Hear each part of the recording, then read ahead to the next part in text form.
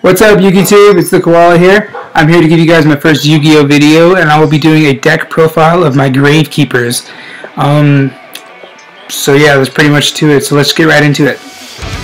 So first off, we run 3 Gravekeepers Commandants. You can see that. You have to run 3 of those guys because he's the main searcher of the deck. He is the one that searches out your Necro Valley and everything. His effect, you send it from your hand to the graveyard and it searches out your Necro Valley, so it's a good plus. Yeah. Alright, next we run a triple spy. You have to run 3 of this card because it's just so good. You set it, pass turn, they swing into it, it's got 2000 defense, and whenever it's flipped face up, you can special summon another Gravekeeper. So you either want that to be either your Descendant or your Assailant if you already have Necro Valley on the field or stuff like that. So there's that. I also run a triple Descendants. This guy is really good because he is pretty much an MST. What he does is, like, you summon him out on the field and then you tribute one of your other Gravekeepers to pop one of your opponent's cards. And so normally what I like to do is I like to set a spy, let them swing into it, special my Descendant, and then after they end their turn, because normally they can't do anything because I have Necro Valley out, so she's got 2500 defense. I like to summon like a Recruiter, pop him, use Descendant's effect, destroy one of their cards, and then either get Assailant or Commandant, whichever is necessary at the time. So Descendant's really good, he's a plus as well. Let's see. Next we have double Recruiter. His effect is whenever this card you control is sent to the graveyard, you can search the Gravekeeper with 1500 or less defense. Yeah, 1500 or less defense. So he's the one that he can either search out your Commandant if you need a Necro Valley, he can search out your Descendant, he can search out another Recruiter or an Assailant, so he's really, really good. Let's see.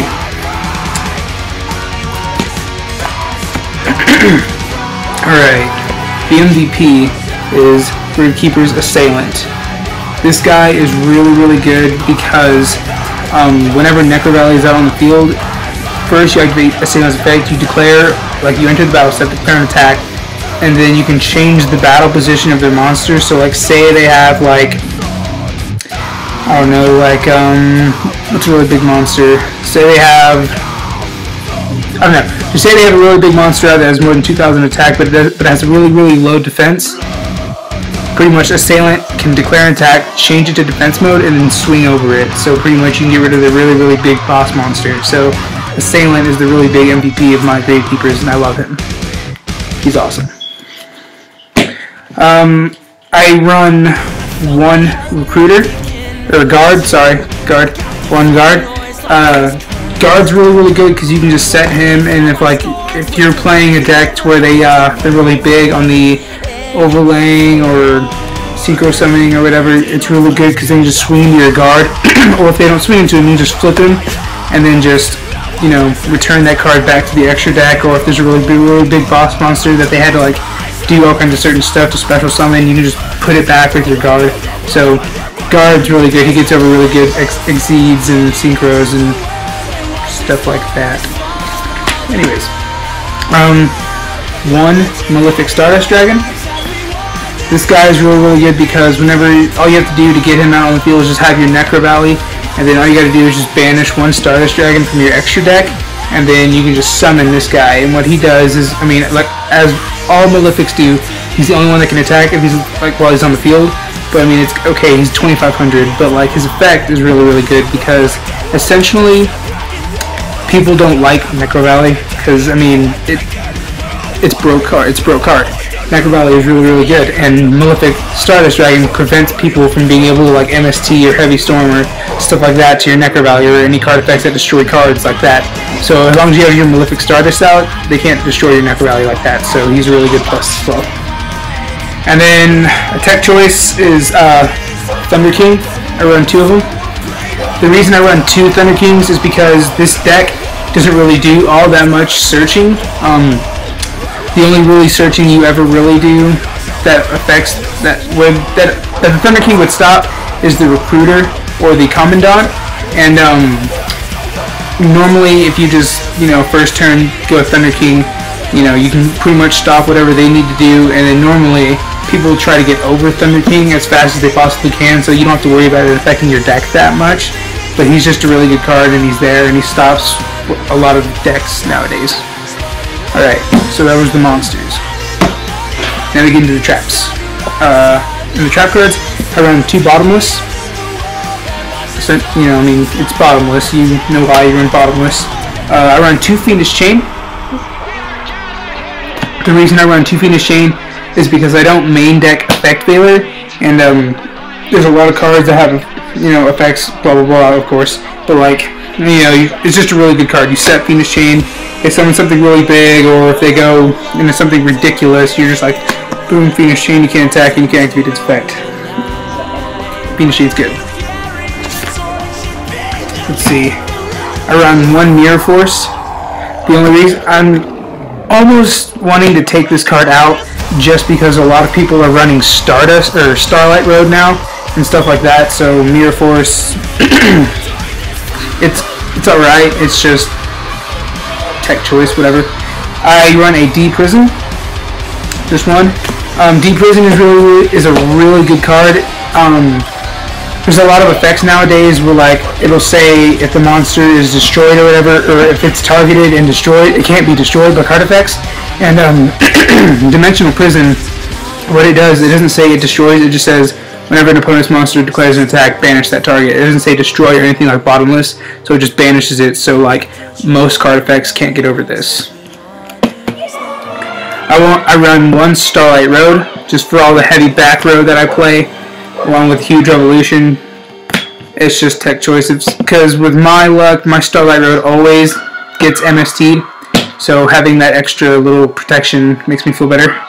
And then I play 1 Judgment and 1 Warning. Alright, that's it for the traps, and now we get it into the spells. Sorry, I have Peter Pan going on in the background if you can hear it. Alright, so first off, we run triple Necro Valley. This card is really good because what Necro Valley does is it doesn't let your opponent target their graveyard. So any card effects that would move a card out of the graveyard other than itself, it can't do it. Like a Monster Reborn wouldn't work, a Call of the Haunted wouldn't work, Inzektor Hornet, his effect wouldn't go off. Just stuff like that. Cards that move other cards out of the graveyard, can't do it. And also, another thing that people seem to not realize about Necro Valley is while it's on the field, cards cannot be banished from the graveyard. I was dueling a dude who was running Lightsworns, and I had my Necro Valley out, and I go to attack, and he goes Necro Gardener, and I'm like, if you read Necro Valley, literally the first line says card can't be banished from the graveyard. So the only thing that you can do with while Necro Valley is on the field is if a card moves itself. So stuff like Grapha and stuff like that, cards that move themselves can go through, but other cards that target cards in the graveyard can't. So there's that. 2 Royal Tributes. This card's really good for an opening hand. Say you draw your 5, and then you draw a turn for turn 6. Say you only have 1 monster. That's always really good hand. So you set that 1 monster, set your back row because this deck is control. It plays heavy back row, and then if you have your Necro Valley and your Royal Tribute, all you gotta do is set all your cards, activate your Necro Valley, set your monster, activate Royal Tribute, and then all the monsters in your opponent's hand just go to the graveyard. And then if you end up having to get all the cards out of your hand, you don't have to show them anything because you don't have any cards to show them. So opening Royal Tribute is pretty baller. I run 2 Gravekeeper Steel. This card's really good because it brings back 2 Gravekeepers from your graveyard and adds them to your hand, and it's unaffected by Necro Valley. So pretty much while your opponent's sitting there oh crap, I can't use my Monster Reborn or anything like that, you're okay, well I'm just going to activate my Gravekeeper Steel and put these 2 back in my hand because it's unaffected by Necro Valley. So Gravekeeper Steel is really good. Tech choices, obviously Dark Hole, Heavy Storm for obvious reasons. Dress and Lance, because they're becoming really good, especially against like Fire Fists and stuff like that. Dress and Lance have become really good. I play Double Duality. The reason I play Double Duality is because I like to have my, if I have a crappy hand and I need something, I like to activate Duality so I can search stuff. And like I said, this deck doesn't really do a lot of special summoning, so Duality wouldn't really hurt you. Doesn't really hurt me all that much. So Duality is, I like Duality. And then Double MST, just for back row. All right, and then we get into the extra deck. I play one Utopia Ray. Utopia Ray is really good for obvious reasons. He's just a big boss. He's just a big pimp. If you have less than 1,000 life points, you can, however many materials he has, you can detach those and increase his attack by 1,000 and decrease your opponent's monsters by 500 and just swing. I've actually have won games like that. Like there's a dude who was beating me, like he had like 8,000 life points, and I had he had 8,000 life points, and I had about 800, I think. I'm surprised he didn't cowboy me. But anyways, he had a Keyzon, and I just got Utopia Ray, detached 3 materials, and then just swung. I was just like, oh, die. So, oh wait, I said that backwards. Utopia Ray gains 500 attack, and the opponent's monster loses 1,000. Okay, there we go. So I swung for like 4,000 damage or something like that. It was pretty baller. And then double Utopia, for the negating attacks and for the Utopia Ray.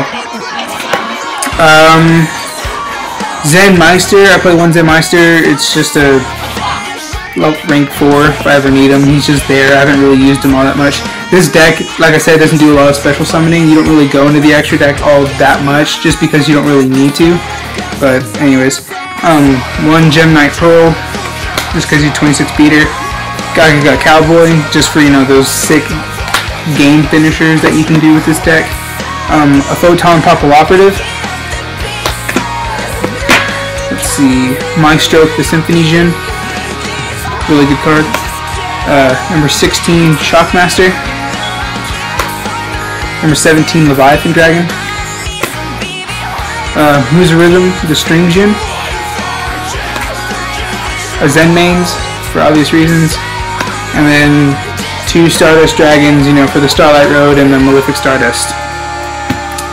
And then all we have left is the side deck. The extra deck, side deck, whatever you want to call it. I run Double Battle Fader, just for those OTK decks that like to spam. I hate those things. Fossil Dyna, the MVP of my side deck, for Samurais, Mermails, Hieratics, pretty much anything that special summons, like everything now. So Fossil Dyna is really good. Double Effect Veiler is in my side deck just because if I don't go first, I'll side out my royal tributes and put in Effect Veiler for those instead. Chain Whirlwind, it's a really good side card. The reason being, it says whenever a card is destroyed by a card effect, you can destroy two of your opponents. You can select 2 set spell and trap cards and destroy them. Or not set. You can just select 2 spell and trap cards. So like, say you use Descendant's effect. You pop one of your monsters, destroy one of the cards, and activate Chain Whirlwind. Then you can destroy 2 more of their cards. So it's really good against Fire Fist and stuff like that. You just pop up your stuff. Dust Tornado, 2 of them for obvious reasons.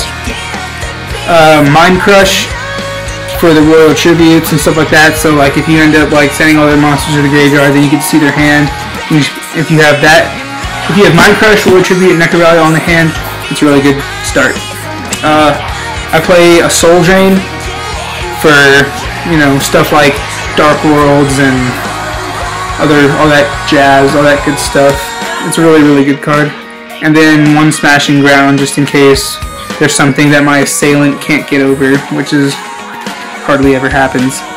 But anyways, this was my first Yu-Gi-Oh video. I hope you guys enjoy it. And for the last card to show you guys, Big Koala. Alright, I hope you guys enjoyed my video. Like it, comment, subscribe, send me a message. I'll talk to everybody. But yeah, thanks for watching, guys.